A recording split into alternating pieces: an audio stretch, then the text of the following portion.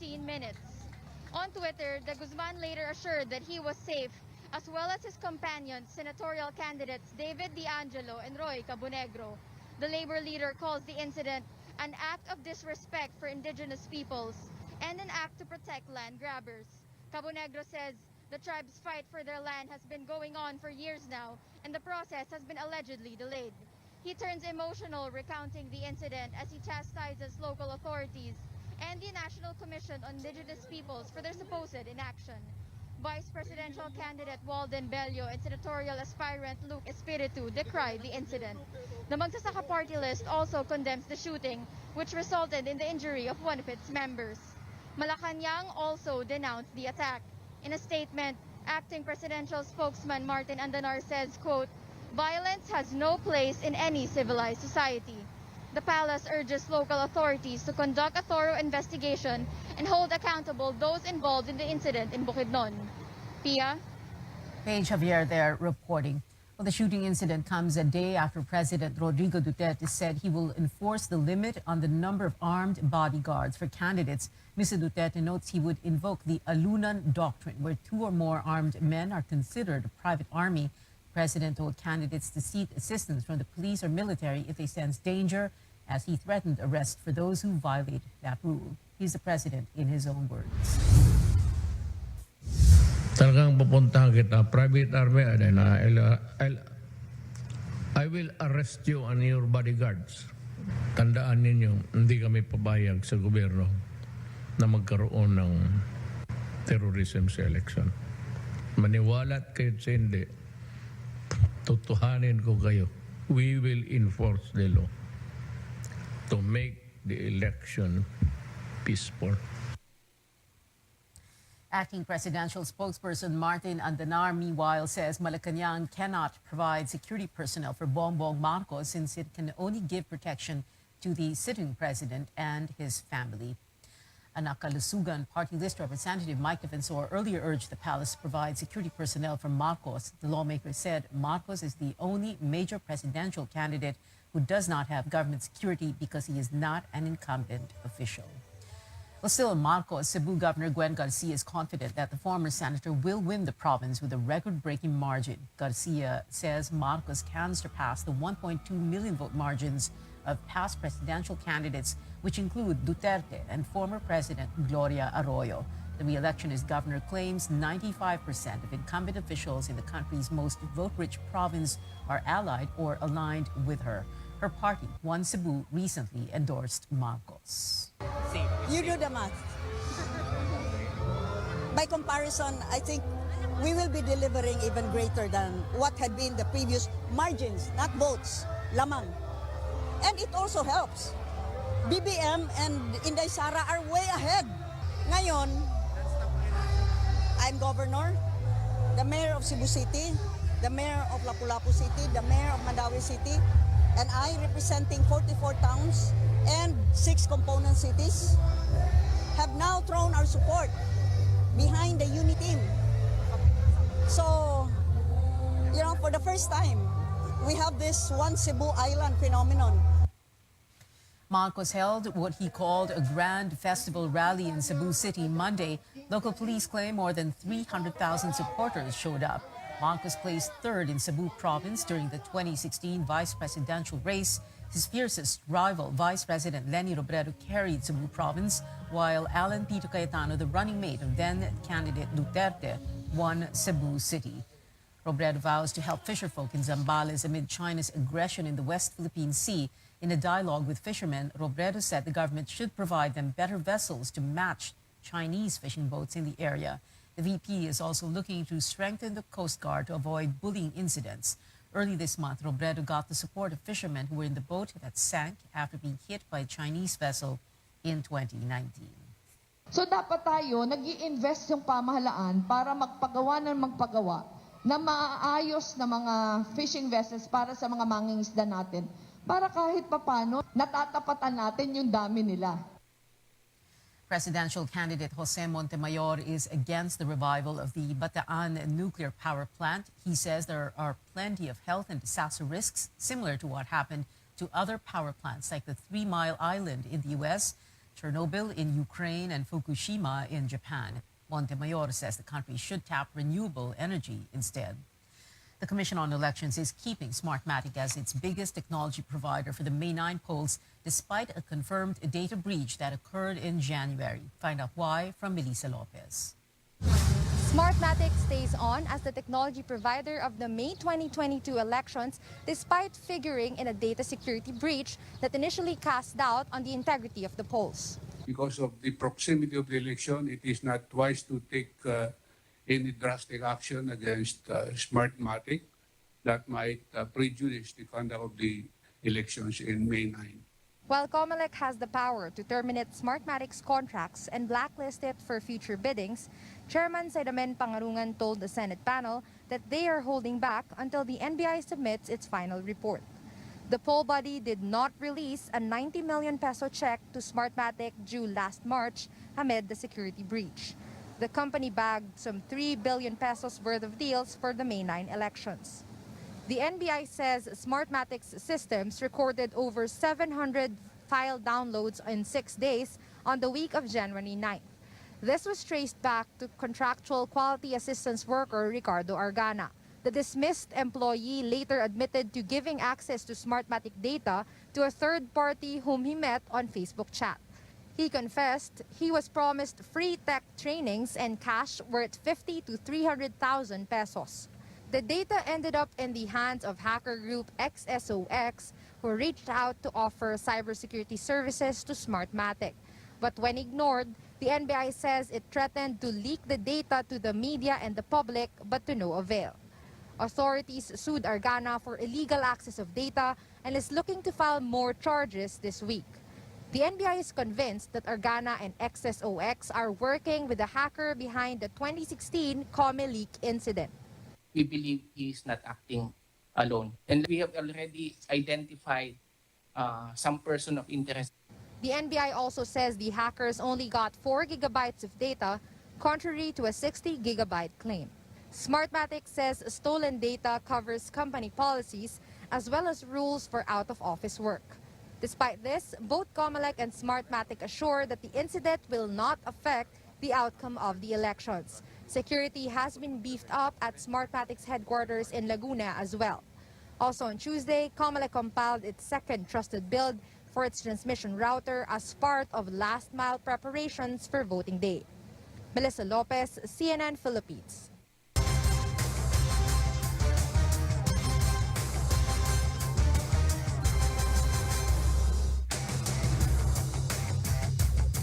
Coming up on Newsnight, Senator Ping Lacson belies claims of VP candidate Lito Atienza that Senator Manny Pacquiao deliberately skipped Sunday's controversial news conference.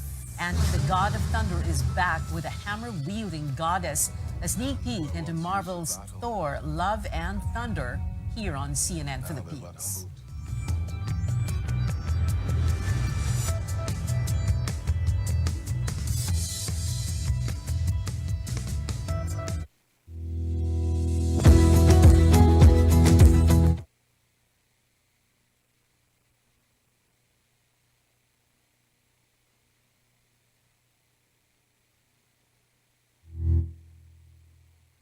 Exodus 18:20.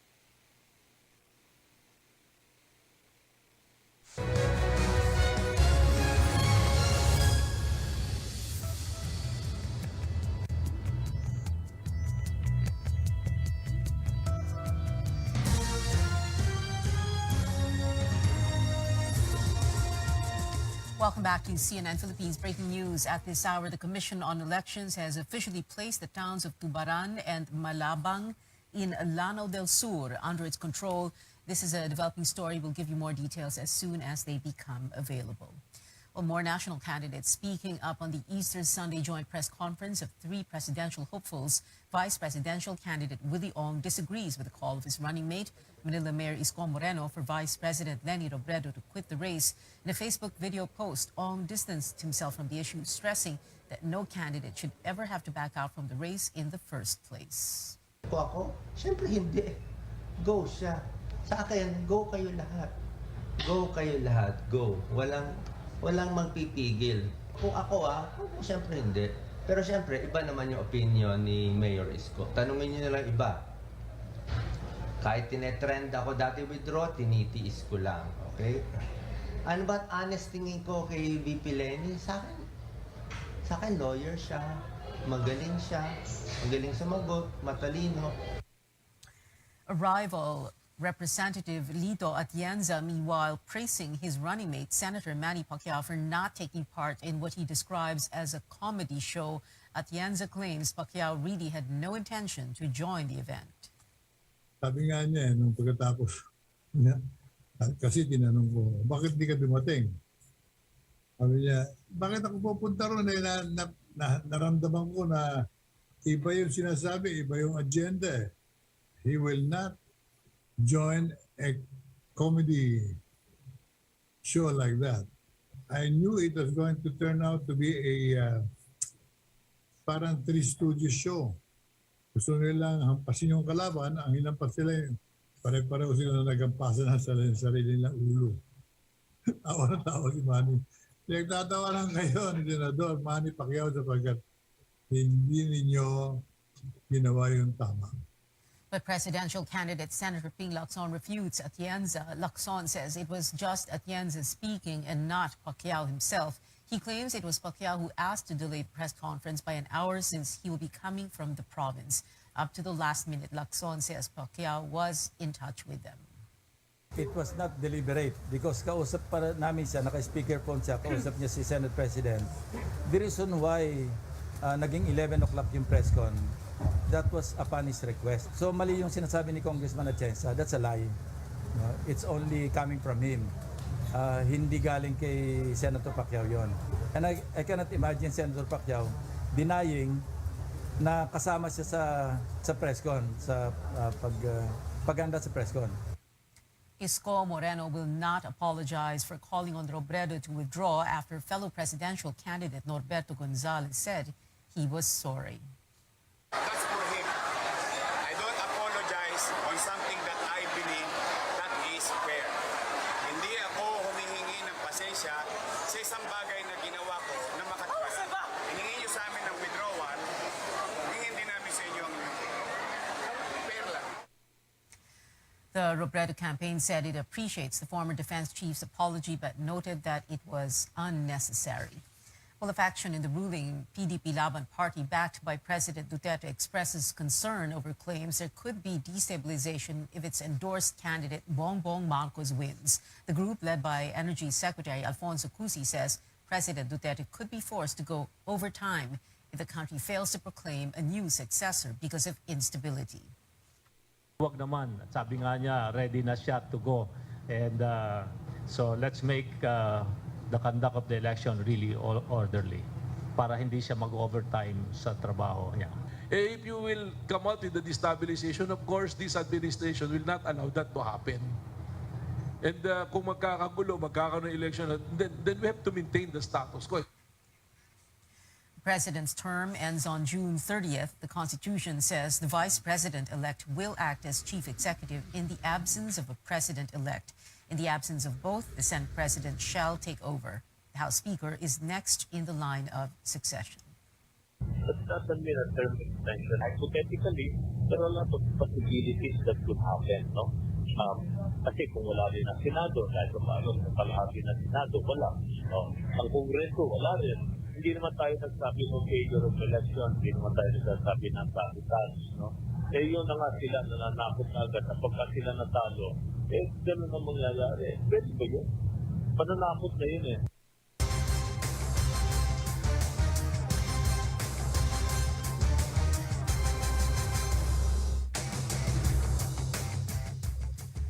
least 14 areas under the lowest alert level 1 have seen a slight increase in COVID-19 cases in the past week, but health officials say this is insignificant with no noticeable spike in hospitalization. Experts have warned of another surge as they struggle to vaccinate more people. A DOH official admits it may be impossible to reach the 19 million target vaccinees before the Duterte administration bows out. Carolyn Bonkin reports. Pop-up vaccination sites were opened to devotees in several church grounds last Holy Week. It's an effort to boost COVID vaccine coverage. Yet only about 500,000 people got fully vaccinated in the past 11 days. Earlier, vaccinating this many takes only a day or two. Booster shots also not as in demand. Among those qualified, only 12.7 million availed. 36 million still not boosted. Magpa-boost po kayo kasi isa po itong paraan na may ensure natin na mananatiling mababa ang number of severe cases. As inoculation slowed down, the Vaccination Operations Center head admits fully vaccinating 90 million Filipinos by end of June won't likely happen. We are looking at the 77 million sana fully vaccinated and then improving our booster doses. So that will mean about 900,000 jobs per day. So kailangan talagang irampa natin ng gusto yung ating pagbabakuna. The biggest chunk of unvaccinated are in BARM. It's the only region that still hasn't fully vaccinated half the target. Merong hesitancy sa natin na magpabakuna. So nagiging problema ho. May mga areas na malalayo na mahirap i-access. Dahil mababa yung cases, pakiramdam ng mga tao ay nakakailanganin yung bakuna. In an attempt to reach over 23 million who have not yet completed the doses or still unvaccinated, the DOH is holding special vaccination in BARM, Soc-Sargen, Negros Oriental, Negros Occidental, and Palawan. Sa time tayo na tinatawag na last mile, ang mahirap talaga i-reach yung 1/3 ng population. So marami pang hindi pa nababakunahan o ayaw magpabakuna o hindi pa kumbensidong magpabakuna. They are complacent. Kaya nasa hard to reach areas. Incentivize natin yung pagpapabakuna. Pangalawa ay dadamihan ho natin yung mga centers. Gamitin pati yung mga mosque. A second booster shot for the elderly, severely and moderately immunocompromised people, and healthcare workers will be available in a week or two. This time, the single-dose Johnson & Johnson vaccine used to be reserved for the elderly and far-flung communities will be among the brands to be offered as booster shot. Carolyn Bonkin, CNN Philippines. Philippine ambassador to China, Jose Santiago Chito Santa Romana, has passed away. The Foreign Affairs Department did not disclose the cause of death, but Santa Romana had just returned to Beijing from Manila and was quarantined in a hotel. Embassy officials are coordinating with the Chinese government for the immediate repatriation of his remains. The DFA honored Santa Romana for making Philippine-China relations, quote, flourish despite differences. He was appointed as Manila's ambassador to Beijing in December 2016, but took up his post in February the following year. Santa Romana's predecessor, Erlinda Basilio, had fallen ill, leading to his appointment. The ambassador was no stranger to China, having spent more than 3 decades there. He first visited China as head of a Filipino youth delegation with 2 other journalists and could not return after martial law was declared in 1972. Santa Romana later became Beijing bureau chief for American television network ABC News for over 2 decades. Chinese Ambassador Huang Xilian has extended his condolences over the passing of his Filipino counterpart.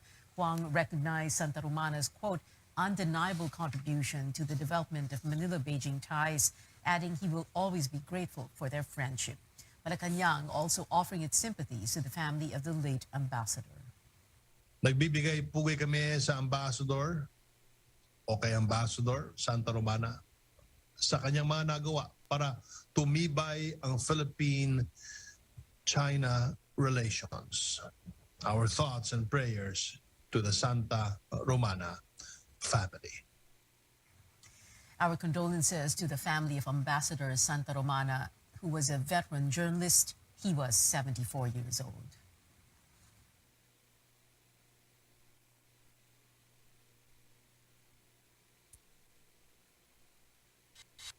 What makes a nation grow? Every day we see them. The providers, the traders, the movers, the doers, and the go-getters. Each play their part, whether big or small, in creating a better life for all. Whichever your role may be, we're right here for you. We are Lambo, and we are here to make this nation grow. Welcome to the color.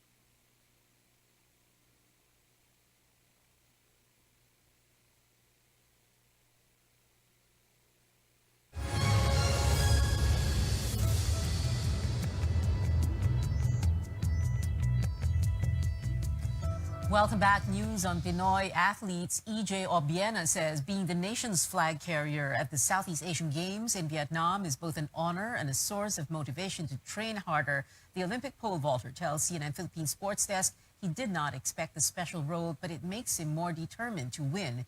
EJ also sharing what's next for him with events other than the regional meet in Vietnam. Having this opportunity to, not just represent the athletes, to be honest, it represents 7,000 islands in the Philippines and, millions, hundreds of millions of people. So it is an honor. We're looking forward to 3 major championships, which is Southeast Asian Games, then World Outdoor Championship in Eugene, and then we have the Asian Games in September in China. So hopefully I'll be able to do all of those and with good quality, and hopefully we'll bring some hardware back to the country. And the first Filipina marathoner to compete in the Olympics, Mary Joy Tabal, is welcoming a child this October. But this also means she will miss out on the SEA Games next month. In a Facebook post, Mary Joy said she hopes to get back to training and competition by the end of 2022. Well, how are basketball teams faring in UAAP Season 84? The UP Fighting Maroons made their 8th straight win, defeating FEU today by a small margin, 73-70. Richie Rivero showed the way for UP with 19 points. The Tamaraws suffered their 3rd consecutive loss with this game. The De La Salle Green Archers scoring a massive 112-83 win against the UST Growling Tigers alongside major game milestones. Shawnee Winston posting a career-high 33 points for La Salle. The Green Archers also became the first team to breach the century mark this UAAP season. Meanwhile, the Ateneo Blue Eagles keeping their unblemished record with a 76-63 victory against the UE Red Warriors, who remain winless this season. One more match for today with NU facing Adamson at the Mall Asia Arena at 7 p.m. And coming back to the big screen soon, none other than the God of Thunder. The first poster and teaser for Thor Love and Thunder released today. The trailer featuring familiar faces from Chris Hemsworth as the Asgardian hero to some Guardians of the Galaxy like Chris Pratt's Peter Quill. We'll also get a sneak peek of Natalie Portman as the female Thor. Remember what I told you? You ever feel lost? Just look into the eyes of the people that you love.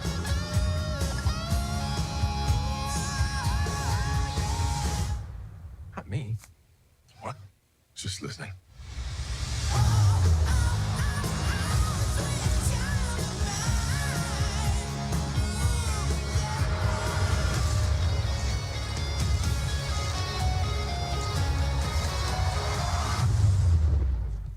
The film arrives in cinemas this July. Thor is the first character in the Marvel Cinematic Universe to get 4 solo movies.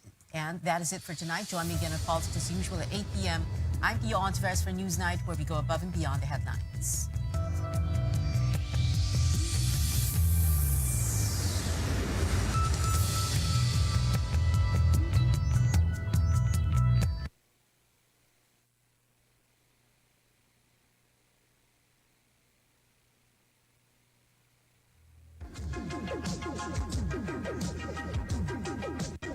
RPN, Radio Philippines Network Incorporated, DXKO. 13 sa Zinday Utso sa Dial sa inyong radyo. RPN DXKO, ang Radyo Ronda, dili sa Dakbayan sa Cagayan de Oro. Sibiyahan na may galaon sa katawhan, andam mo serbisyo sa tanan. Ang RPN DXKO Radyo Ronda, sakop sa KBP, kapisanan ng mga broadcaster ng Pilipinas.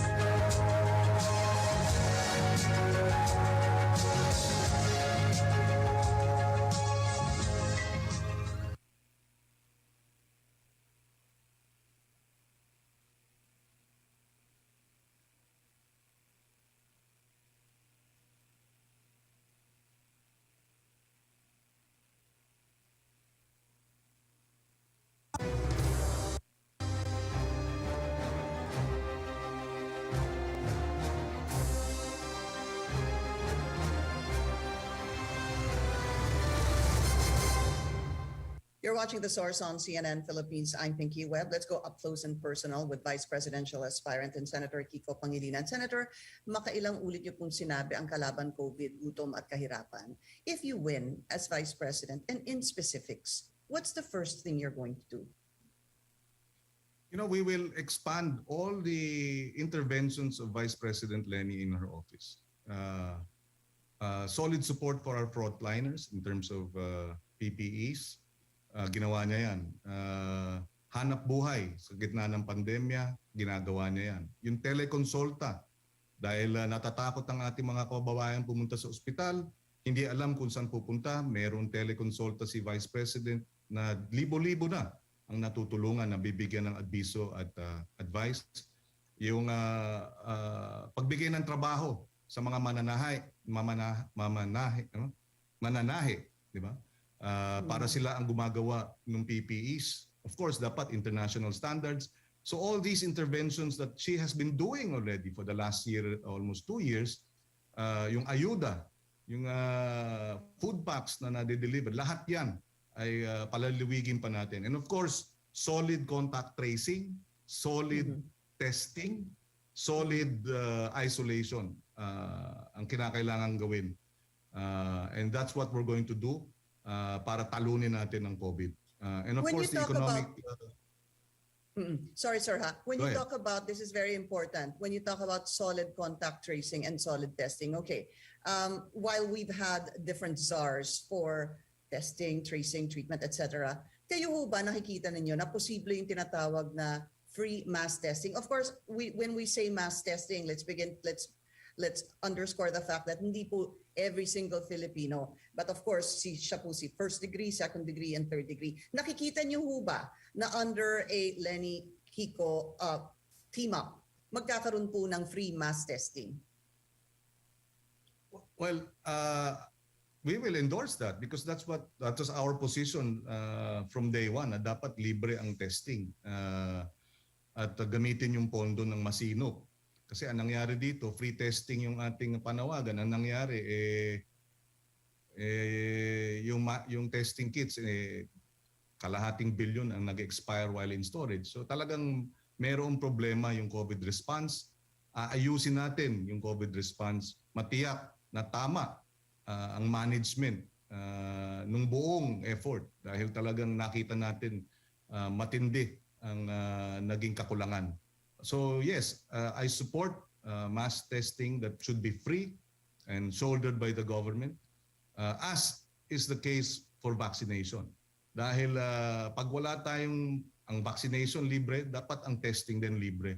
Dahil yan ang effective way of really managing, arresting. Alam natin kung sino ang positibo para ma-isolate kaagad para hindi na kumalat ito. So kasama yan sa ating imumungkahi. But I have to say, this is my personal view at this point. I will have to bring it up with our Vice President because we work as a team. No po. Okay. Understandable. And kayo ho ay alam naman po natin perennial problem yung siguro yung kinakaharap ng mga magsasaka natin. Ano po? Kumbaga sila po yung gumagawa ng pinakamahirap na trabaho, yet sila po yung may maliit na kinikita. Once and for all, sir, what really can be done to help uplift the lives of our farmers? So, sorry, this is about which Sa sector? mga magsasaka po, the farmers. Oh yes. Well, as ang naging karanasan ng ibang bansa, pagka sinuportahan mo at inalalayan mo ang ating mga magsasaka at mangingisda, dadami ang kanilang ani. Pag dumami ang kanilang ani, tataas ang supply ng pagkain, bababa ang presyo ng pagkain. Magiging mura na at abot kaya ang pagkain. Ma-address na ang gutom. Pinakamalaki sa gastusin lalo na ng mahihirap ay pagkain. Kapag bumagsak ang presyo ng pagkain, yung mga mahihirap ang pinaka makikinabang. Magkakaroon na talagang maayos na at masustansyang pagkain, lalo na ang mga kabataan, yung ating mga anak, na ma-address yung mga problema ng kalusugan. So really, supporting our farmers will provide better yields, mas mataas ang ani, mataas ang kita nila, pero bababa naman ang presyo ng pagkain at mawawala na ang gutom. That is actually what food security is all about. Addressing hunger, addressing lack of supply. And by supporting your farmers and fisher folk, you're actually addressing in the long run yung gutom at kahirapan. As a last question, Senator, should you win as Vice President, ano po ang cabinet post na nararapat para sa inyo? I'm sorry, should I win? What? The Vice Presidency. What cabinet post do you think is most suited for you? That's up to the win. Well, if we win and Vice President Lenny wins, I leave it up to her. And I trust she will make the right decision for our country. So that's her. That question should be raised and addressed to her, not me. I do believe that, sir. But what my question is, what do you think is most suited for you, where you will excel? Bahala. I will defer to the Vice President. Ayaw kong pangunahan ang magiging desisyon niya kung sakaling kami masuportahan ng kababayan natin at manalo. Okay. Senator Kiko Pangilinan, sir, maraming salamat po sa inyong oras and good luck to you. Maraming salamat, Pinky, at magandang araw sa kanilang lahat.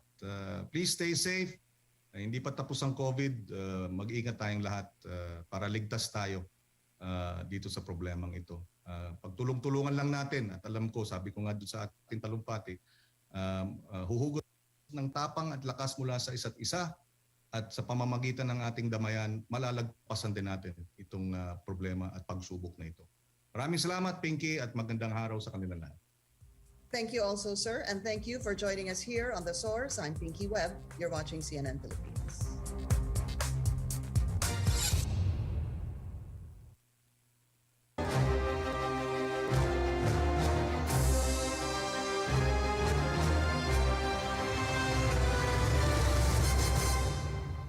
She is seeking re-election to the Senate for a second term. Senator Risa Hontiveros has become one of the most vocal opposition lawmakers in the upper chamber. Hontiveros is running under the banner of Akbayan and a guest candidate of Vice President Leni Robredo and Senator Kiko Pangilinan. Joining us now live on Up Close is Senator Hontiveros. Senator Risa, thank you so much for joining us on this program. The Philippines is one of the weakest, if not the weakest country in fighting COVID. How should this health crisis be managed differently? Oh my gosh, 180 degrees differently, Rico. We've been saying from the first days, test, trace, isolate or quarantine and treat, plus now we are saying vaccinate. So kailangan kong sabihin, step up, no? The government's pandemic response, despite our country being the largest borrower of loans for COVID response, bakit tayo yung magiging pinakahuli sa region natin in terms of recovering our national health and as well the health of our economy. So it's a very painful situation we are in right now, Rico, and it's on the mind, top of mind of all Filipinos looking at a possible change next year. We have to focus on health kasi next year, 2022, will be year 3 of the pandemic. We have to focus on the economy kasi nga we will still be within a few years at least of slow and very painful and like I mentioned, laggard economic recovery.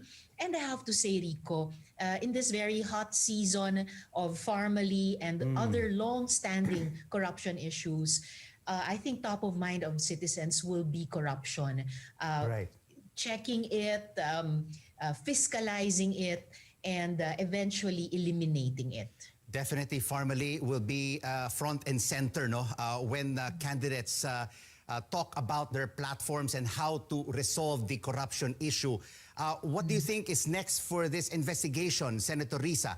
In a show of force, you have the Philippine College of Physicians along with several other medical societies expressing outrage over President Duterte's memorandum stopping executive officials from appearing in the Senate's ongoing investigation into the alleged corruption in his administration's pandemic response. Do you think the Senate Blue Ribbon Committee will really get to the bottom of it? We intend to, Rico, at kami po ay nabubuhayan lalo ng loob, nagpapasalamat dun sa ating healthcare workers, health professionals for that stunning, unprecedented statement. I think everything has just piled up in the last 1.5 years. The sufferings on the health front, the sufferings on the economic front, again with a very poor economic pandemic response of our government, especially on behalf of poor families at yung ating mga MSMEs, na yung ating mga doktor at iba pang health professional ay hindi na talaga napigilang magsalita, lalo na idagdag yung issue ng korupsyon sa gitna pa ng pandemya. So moving forward in the Senate Blue Ribbon Committee, our chairman, Sen Dick, has already begun to start drafting our committee report, but more and more angles to this sordid story keep emerging.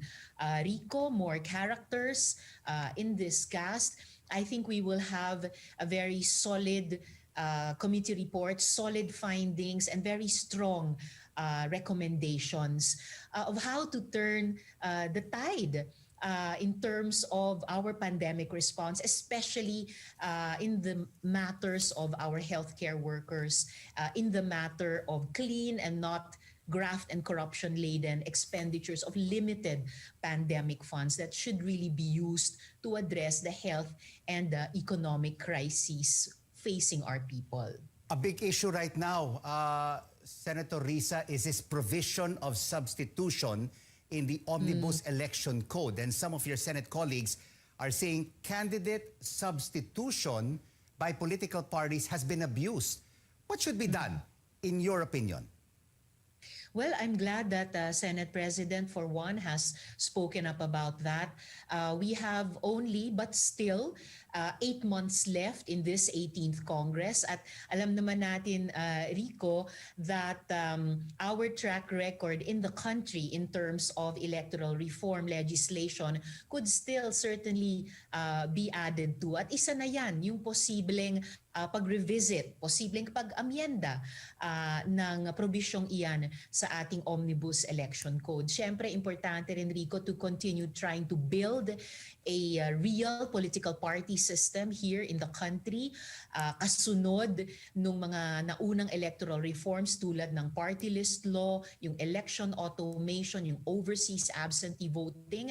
I think we could also work on additional electoral reforms like campaign finance reform, and other proposed reforms to the political party system para talagang lalo na ngayong panahon ng pandemya at papasok na naman tayo sa isang general election year, that not only the parties, not only the candidates, but citizens as well, all voters will be more enabled to focus on the issues that matter going into year 2022. Na gaya ng binanggit ko nga kanina, palagay ko front and center talaga kalusugan, ekonomiya at korupsyon. You have authored, Senator, a historic bill seeking to raise the age of sexual consent to 16-year-olds from the current 12 to protect children from sexual exploitation and abuse. Will this ever become law before your term ends?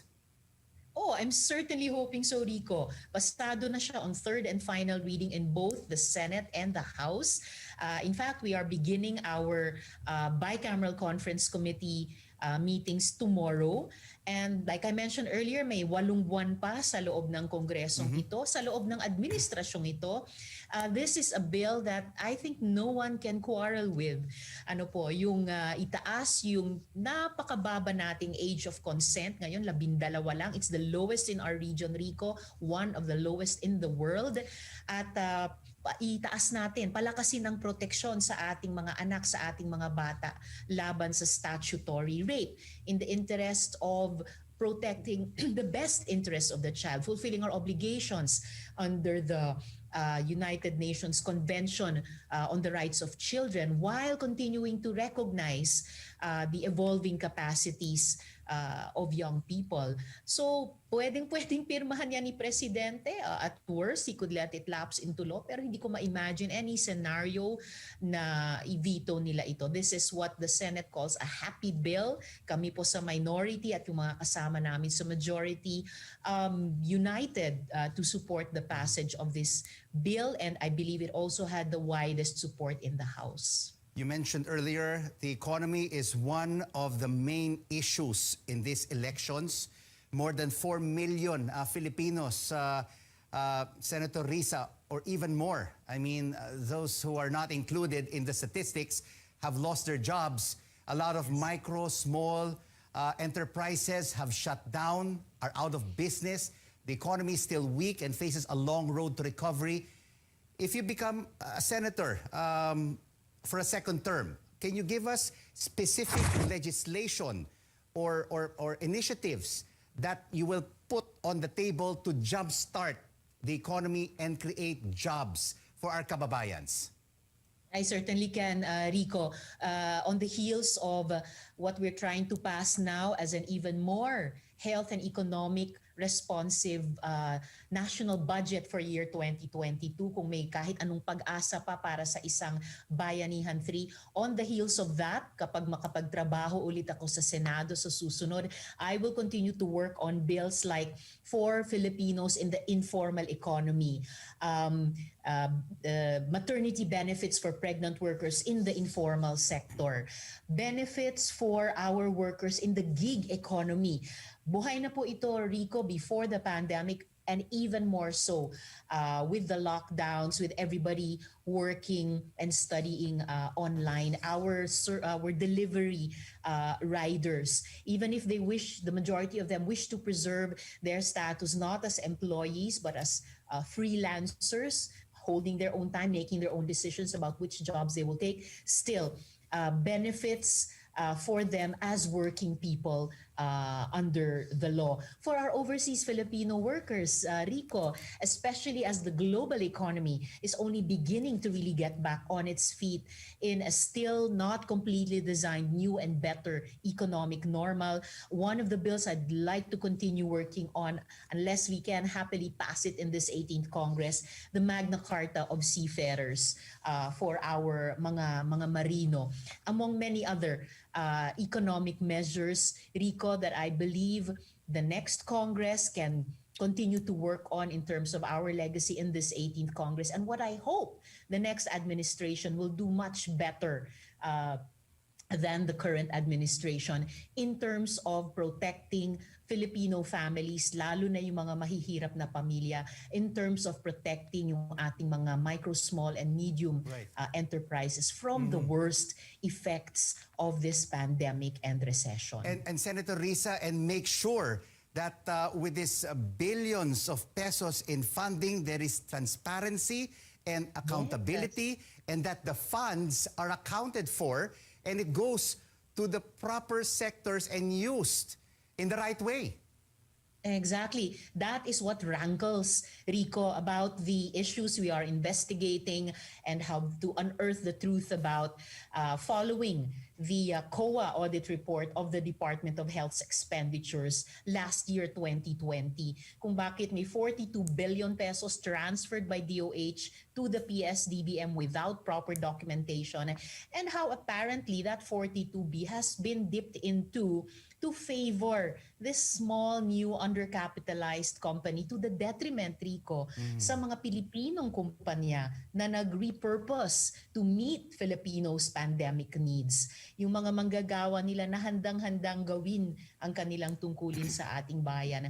And apparently, with a generous dose of influence peddling by the former presidential economic advisor Michael Yang, and therefore even the president's own role in this whole fiasco is still not completely accounted for. So definitely, with on the heels of our disappointment about how the administration has misused the funds appropriated by Congress as requested by the executive in Bayanihan 1, Bayanihan 2, the General Appropriations Acts or national budgets. Well, moving forward, Rico, in year 2022, we have to do much better on behalf of our suffering people, kasi hindi talaga katanggap-tanggap na yung mga pondong galing sa buwis ng mamamayan, maayos na inappropriate ng ating Kongreso, hiningi ng executive, ay hindi gamitin optimally, maximally, to help our people recover our physical health,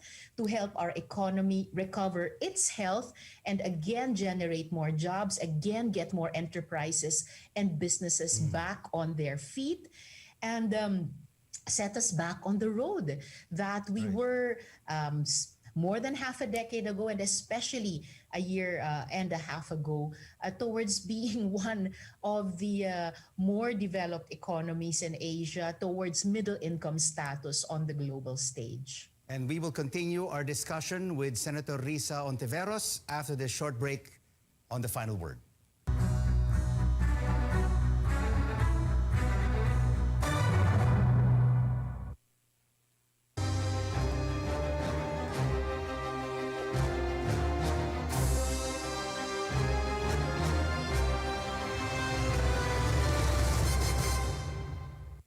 Glad you're staying with us on The Final Word on CNN Philippines. Thanks for joining us. I'm Rico Hizon, and we continue our discussion now up close with Senator Risa Ontiveros. Senator Risa, we have 2 minutes left in our interview, and I would like you to answer these 6 questions with just a yes or a no. All right? Okay. First question. All right.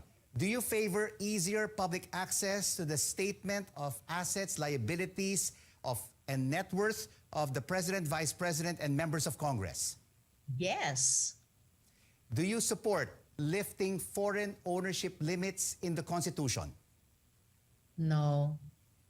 Do you favor the reimposition of the death penalty for drug-related crimes? No. Should a sitting president be allowed to run for vice president in the next election? No. do you favor resuming peace talks with the communist rebels? Yes. And should the country be more aggressive in protecting its maritime interests in the West Philippine Sea? Oh, yes.